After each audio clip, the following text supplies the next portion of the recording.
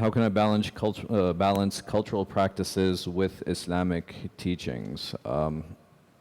So as long as those practices don't violate the Sharia, it's completely reasonable to entertain them.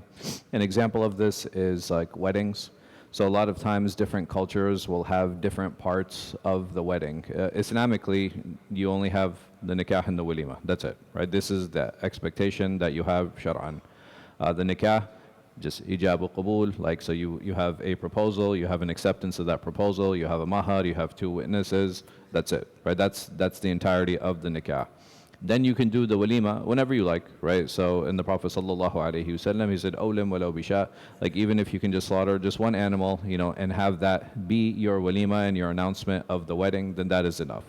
Like what happens in other cultures? Other cultures, they'll have like a shabka, they'll have a tulba, they'll have like in our culture we have like a mehndi and a shadi and a dholki, right? So you have all of these different other events, sometimes that lead up to it.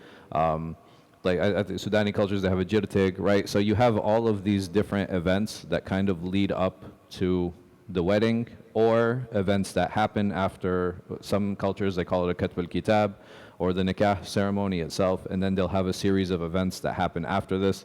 None of these violate the Sharia. Maybe some things that happen during them can, but having an event itself or separating these events, there's no prohibition in that. Sometimes certain types of dress, they'll dictate how we present ourselves. Certain cultures will use certain colors, other cultures will prefer other colors. When I was in the Khalij wearing a white thobe, this was the one that was more popular. You could wear other colors, right? You could wear like maybe a blue or brown or black, right? These colors would be considered acceptable. But could I wear like a pink thobe? Right? In the Khalij, it wouldn't be something that's acceptable. But you have certain African countries, like in Ghana and stuff, like wearing pink and purple, it's normal, right? And it's not something that's considered aib. You have, like, even when I was in Karachi, I was like, there's like a pink shalwar kameez, men wear it, it's totally normal. In this culture, right, wearing a salmon or like a pinkish type dress shirt, it's considered normal. So those things will be dictated by the culture, but shar'an, is there a prohibition on colors? No, not really. You have recommended colors. So the Prophet ﷺ, he said, stay away from like red, khalis, like yellow. You have some narrations that talk about specific cultures, but again, that stuff is more like adab, like out during that time at that culture, that might have been something that was considered odd or considered strange, and which is why it should be avoided. So I think sometimes it's difficult for us to separate, like what does Islam look like and what does our culture look like. This usually becomes a problem, not in these things, like not in clothing and not in weddings, unless, one or both of the spouses don't want it, or one of the, sets of parents don't want it, but that's a conversation that you can have. It's usually a problem, and it's usually an issue when it comes to parents' expectations from their children, right? So usually the biggest cultural breakdown is the parents want their child to do something, and the child, maybe because that culture is foreign to him, because he was raised in a different culture, which many times happens, right? So you have our brothers who are from like Somalia, even in Somalia, right? Like the different tribal cultures.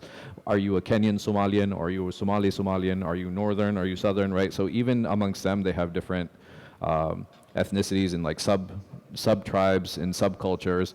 A lot of people, they'll come to me and they're like, well, Sheikh, you're from Pakistan. I was like, listen, in Pakistan you have like 50 different cultures. So every culture has their own subculture. And not just that, every family, they do things differently as well, right? So sometimes you could be from the same country, you could be from the same village, you could be neighbors with each other, but this family does it like this and this family does it like this. So it's important to keep those things in mind. So us as parents, what do I do? Like, so I as a father, if my son, he does something that is not familiar to me in my culture, how do we deal with that? And this is usually the high friction points.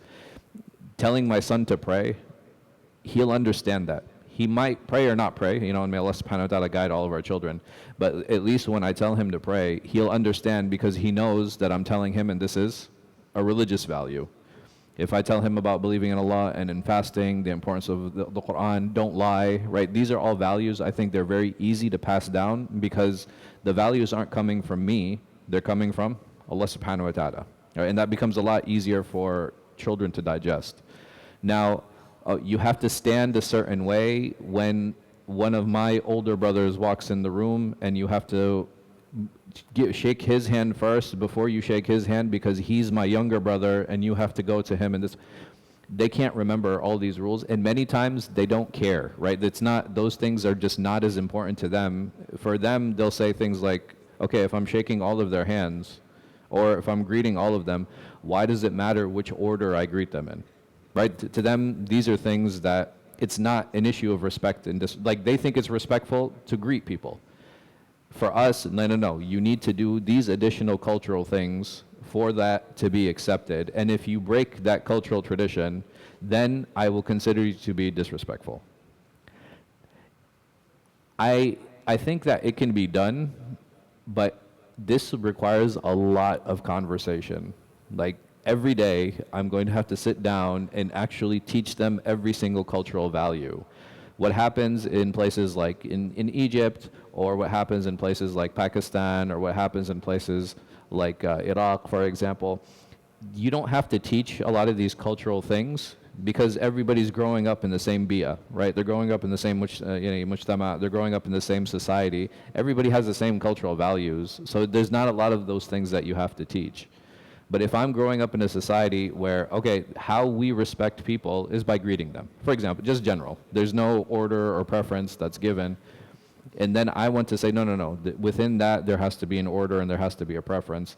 How do I pass that on? I have to inform them, and I have to sit down, I have to explain to them, I have to teach them, and then I have to ask myself, is it worth it? I'm not saying it's wrong. Is it worth it? All the challenges that we face as parents, dealing with all of the problems that we do in society, if my son is fasting, he's praying, he's honest, like he doesn't have a girlfriend, like, you know what I mean? Like if he's doing all the things he's supposed to do I want to start adding more of these rules that he's going to have problems understanding?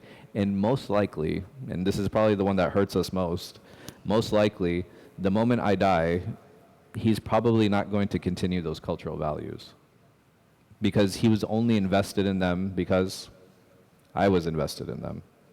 So I hope maybe this gives like a little bit of perspective, but we ask Allah subhanahu wa ta'ala to give us tawfiq. We ask Him Azza wa Jal to make us righteous and to make our children righteous. Ameen. Assalamu alaikum wa rahmatullahi wa barakatuh.